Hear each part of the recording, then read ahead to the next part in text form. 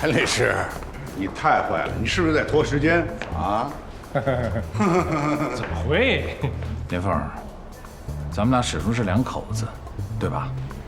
要不然，你就让我回家吧。滚！贝哥，什么？别和原告什么滚？滚！你现在住的是我的房子，你想霸占我的财产，跟你那个小姘头好是吗？我告诉你，你想得美。什么姘头？你什么再跟我说一遍，什么姘头？这事谁不知道啊？替你开车那个小白脸，那不是小姘头吗？你都替他打俩孩子了。他们这个这人尽皆知，王八蛋，你才王八蛋！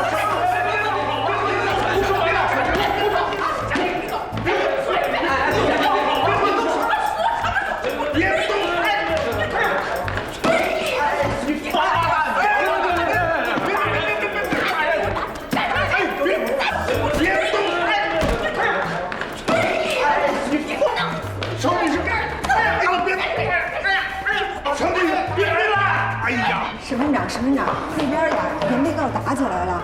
打起来你去叫保安呢？您庭上的，您庭上的原被告打。我庭上的。对，您快去看看吧，这还审判没结束呢，这怎么回事？别打！哎，乔律师，别打了，别能在这里打架！干什么呢？乔律师，别来！住手！哎呀，别打！别！住手！他不光威胁我，还殴打我。他还威胁说，他要殴打我母亲。本案的被告带着5个彪形大汉冲进了房间，他居然冲到我母亲家里，当着我母亲的面殴打我。我母亲是有心脏病的，我妈吓得半死，躺在地上。时间是早晨的8点10分，而出来的时候呢是晚上的10点半。他说，如果不解协议，他还要殴打我。我方的第41号证据可以证明这个事实，而这份股权转让协议就是在那一天签的。你说你是个人吗？你简直不要脸！你胡说八道！你太不要脸了！你别说话，别说话。全体起立。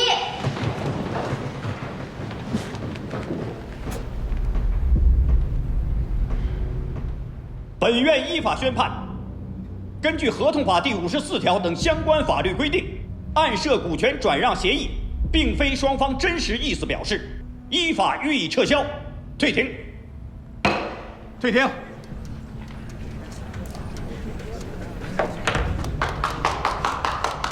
哎，法官，你来偏架啊你啊！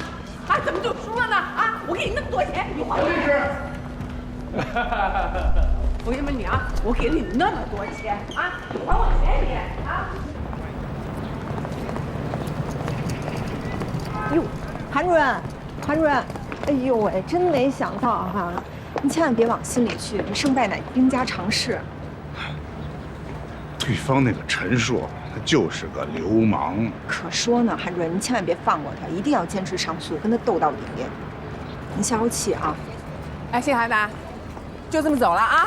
你收我那50万呢？啊，你还给我那50万！哎，那个乔女士，您可别血口喷人啊！我们韩主任可是免费代理啊。什么免费代理的？他说他免费代理，他会免费代理，你听他的呢！你给我站住！你给我站住！你还我50万！还我50万！不是听见没有？老韩可真无耻，该。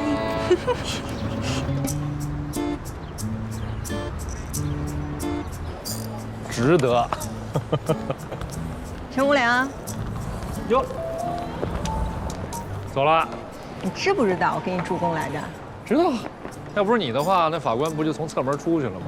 不过没关系，就算法官出去，我一样可以把战火从里边燃到外边，让他看到。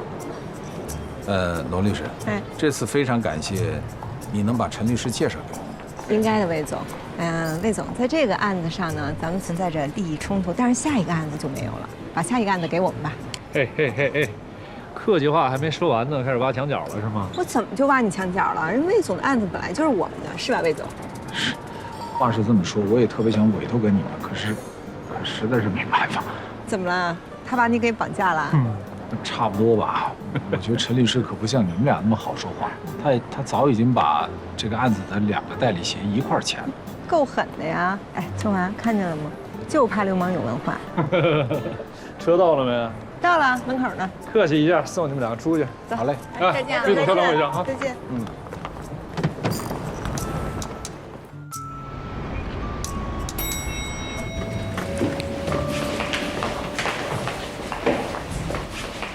哎，罗律师，您稍等一下。邱律师说您来了，到会客室找他，有客人等您。哦，好，谢谢啊。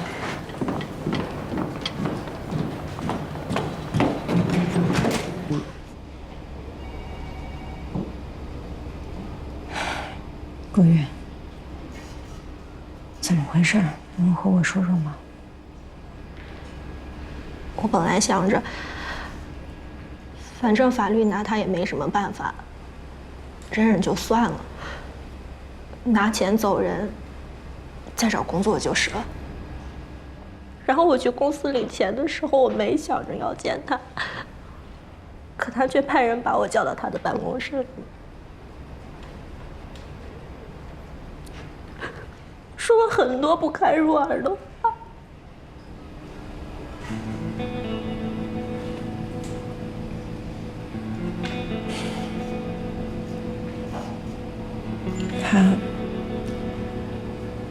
他都说些什么了？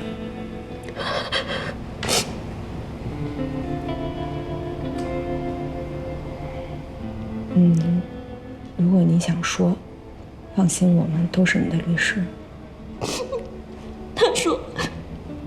他说这些钱，就算买了我这1年了，就算在警备洗脚城里的洗脚妹，也比我贵。还有比这更难听的。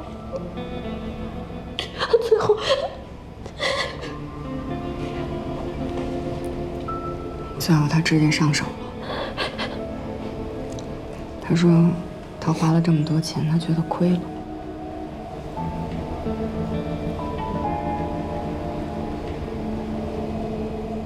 从上个季度的情况来看，接案数较前一季有增长，但创收呢，却降了2个百分点。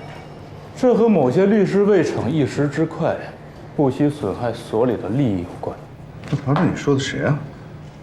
我只是指出这种现象。你说的是同仁路桥的案子吧？一个律所，不能只看到钱，还要担当社会责任。我就是为了保护妇女权益而接的这个案子。保护了吗？哼，你没说过案子吗？行了，社会责任重要，创收同样重要。律所黄了，拿什么去承担社会责任呢？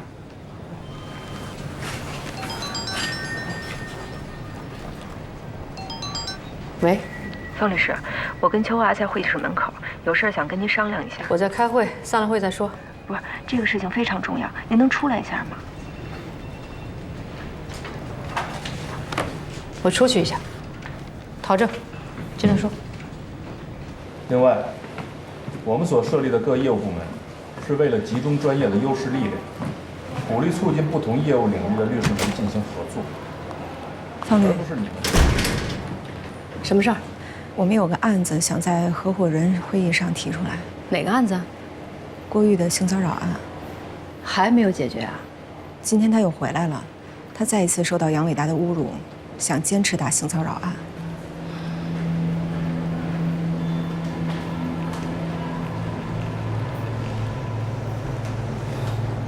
跟我进来。给你们5分钟的时间，把事情说清楚。各位合伙人，我们有一个案子想在合伙人会议上提出来。这个当事人是一个从农村考出来的女大学生，长期受到伟达集团老总杨伟达的性骚扰。她前一段时间找过我们，然后在陶正律师帮助分析和亲自劝说下，她同意放弃以性骚扰损害责任纠纷起诉杨伟达，和伟达集团进行劳动仲裁。但就在他领这个补偿的时候，他再一次的受到杨伟达言语上的侮辱，并且杨伟达企图再次对他实施性骚扰，所以当事人决定放弃经济补偿，和杨伟达打性骚扰。各位合伙人，我们承认，在这个案子上几乎是没有证据的，就算是打起来，胜诉的希望也很渺茫。而且一旦打起来，很有可能会成为舆论的焦点，不可避免的也会给所里带来一些影响。所以我们觉得有必要在合伙人会议上向大家汇报。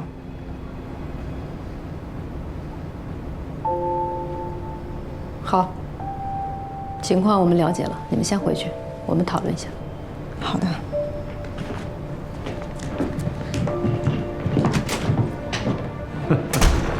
还是年轻啊。当初我们也年轻过。各位，对这个案子大家有什么想法？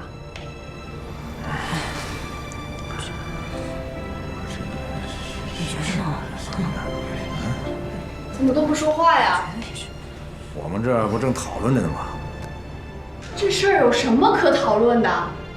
我们作为律师，维护法律和正义就是我们的天职。那个女孩都被欺负成那样了，我们不应该支持她维护自己的权益吗？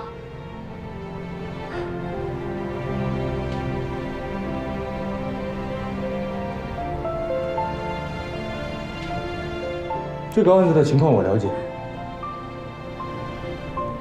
走到今天这一步，那说明这个老板真的是欺人太甚了。我支持他们，毕竟这种为了正义而斗争的勇气，我们每一个律师刚入行的时候都有过。这个案子可能打得赢吗？你没听说吗？当事人不在乎输赢，他就要个说法。不就是个小案子吗？打就打吧。年轻人嘛，给他们个机会历练一下。就。林先生，哎，梅先生，梅先生，哎，丽红，你怎么一个人过来了呀？您打个电话嘛，我让律所派车接您去。嗨，一个被律所开除的前律师用得着吗？我就去签个字啊。您到我办公室坐会儿，我一会儿让财务给您送去。不去了，我这还有人呀。好久没见您了，本来说去看您的，学生不是忙吗？既然来了，上办公室坐会儿啊。走。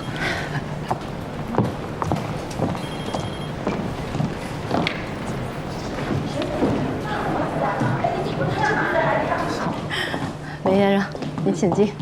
梅先生，您怎么来了？梅先生好。你怎么在这儿啊？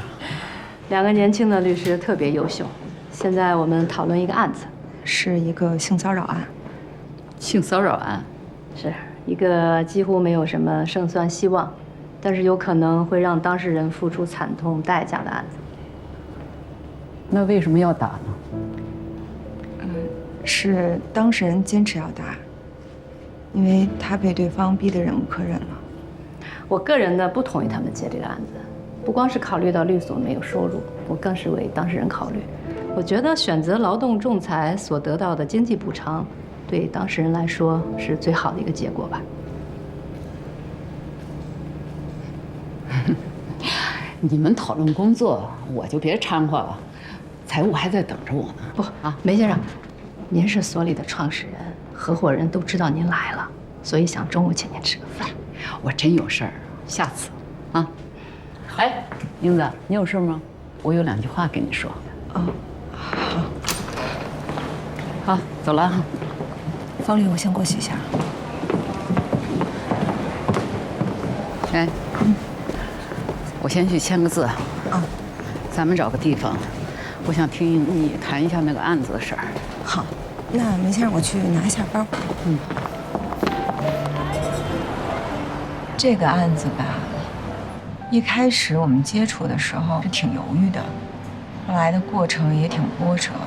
不过我们最后还是接下这个案子，并且我们就是要打性骚扰。主要是这个杨伟达这个人太嚣张了，把我们和当事人真的是逼到这一步了。我觉得如果我不接这个案子，我可能我都瞧不起我自己。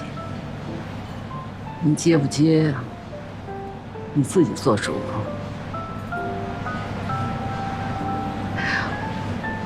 我只是有一句话想提醒你。您说。当事人是律师最不可靠的合作伙伴。韩主任说过差不多的话。韩之通，他都说些什么？我刚到律所的时候，他说的。他说你作为一名律师，你第一个要提防的就是你的当事人，然后第二个要提防的是对方代理人，第三个就是法官。韩之通啊，这个人有许多问题，但这些话大概不错。尤其是第一句，当事人给你素昧平生，遇了事找到你，你们谈好价格，签了合同，成了合作伙伴，他凭什么信任你？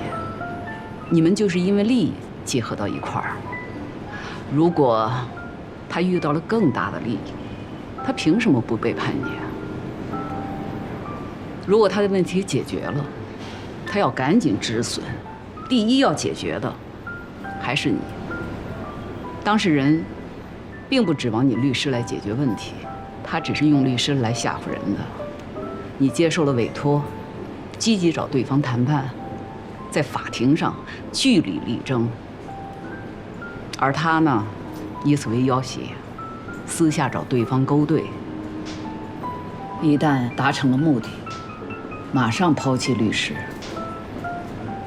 个别当事人解除合同，那是好的；更恶劣的是把屎盆子都扣在律师的头上。我那件事，就是当事人突然改口，齐刷刷指控我和我丈夫教他们做伪证、改口供。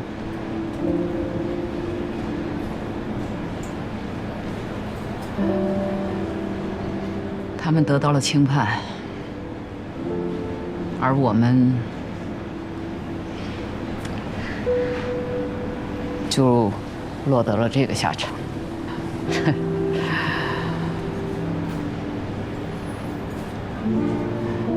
我爸曾经跟我说过，不管以后遇到什么样的情况，都还是要对人性抱有信心的。英子，大希望是在大绝望最黑暗里生出来的。你可以先对人性完全不抱信心，然后你会经常发现，人这种动物还是挺可爱的。哎，我支持你接这个案子。我去对方力宏说，